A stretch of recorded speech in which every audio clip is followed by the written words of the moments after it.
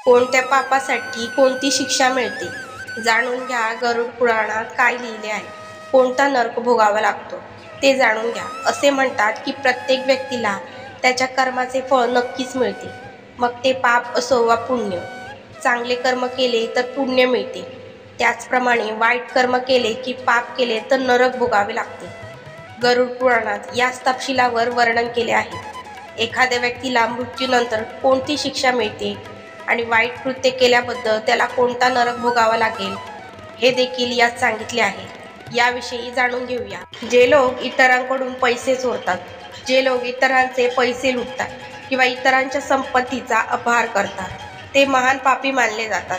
असे मानले जाते की अशा लोकांच्या मृत्यूनंतर यमदूत त्यांना दोरीने बांधून नरकात घेऊन जातो आणि त्यांना इतका मारतो की ते बेशुद्ध होतात आणि नंतर जेव्हा त्यांना शुद्ध येते तेव्हा त्यांना पुन्हा मारहाण केली जाते.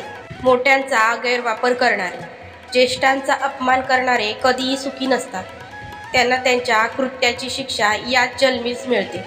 मृत्यूनंतरही त्यांना नरक भोगावा लागतो. गरुड पुराणात सांगितले आहे की जे मोठ्यांचा अपमान करतात किंवा त्रास देतात अशा पापी लोकांना नरकाच्या अग्नीत टाकले जाते आणि त्यांची त्वचा शरीरापासून वेगळी होईपर्यंत हे केले जाते. असे होऊ नये. निरपराधाचे मारेकरी, जे लोक स्वतःच्या स्वार्थासाठी निष्पाप जीवांची हत्या करतात त्यांनाही नरक यातना भोगावे लागतात.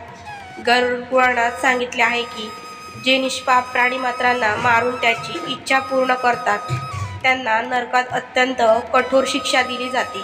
असे पापी गरम तेलाने मोठ्या पातेल्यात तळले जातात.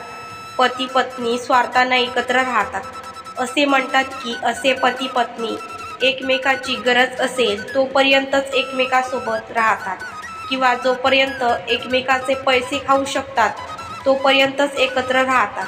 मृत्यूनंतर नरक भोगावा लागतो. गरुड पुराणानुसार अशा लोकांना नरकात गरम लोखंडी सळ्यांनी मारले जाते. गुरुच्या पत्नीवर वाईट नजर ठेवणाऱ्याला शिक्षा. शास्त्रात असे म्हटले आहे की गुरु आपल्याला चांगल्या वाईटाचे ज्ञान देतात, म्हणून गुरुला पित्यासारखे मानले जाते आणि गुरुच्या पत्नीला आईचा दर्जा देण्यात आला आहे. गुरुच्या पत्नीबद्दल वाईट विचार करणाऱ्यांना महापापी म्हणतात. अशा लोकांना मृत्यूनंतर जयंती नावाचा नरक भोगावा लागतो. जे लोक दुसऱ्याच्या पती किंवा पत्नीकडे चुकीच्या नजरेने पाहतात त्यांच्या मृत्यूनंतर त्यांना नरकात शरीराच्या अवयवावर वितळलेले लोखंड ओतून मारले जाते. जे लोक प्राण्यांचा बळी देतात, गरुड पुराणात सांगितलेल्या धार्मिक विधीमध्ये असेही सांगितले आहे की जे लोक यज्ञ केल्यानंतर प्राण्यांचे मांस खातात अशा लोकांना नरकात आणून प्राण्यांमध्ये सोडले जाते. त्यानंतर ते भटकी प्राणी त्या व्यक्तीला ओरबाडून खातात. बलात्कार करणाऱ्याला शिक्षा. जे लोक महिलांना आश्वासन देऊन चुकीचे काम करतात किंवा त्यांचा गैरफायदा घेतात आणि त्यांचे पैसे लुटतात अशा लोकांना शास्त्रात प्राण्यांसारखे मानले गेले आहे.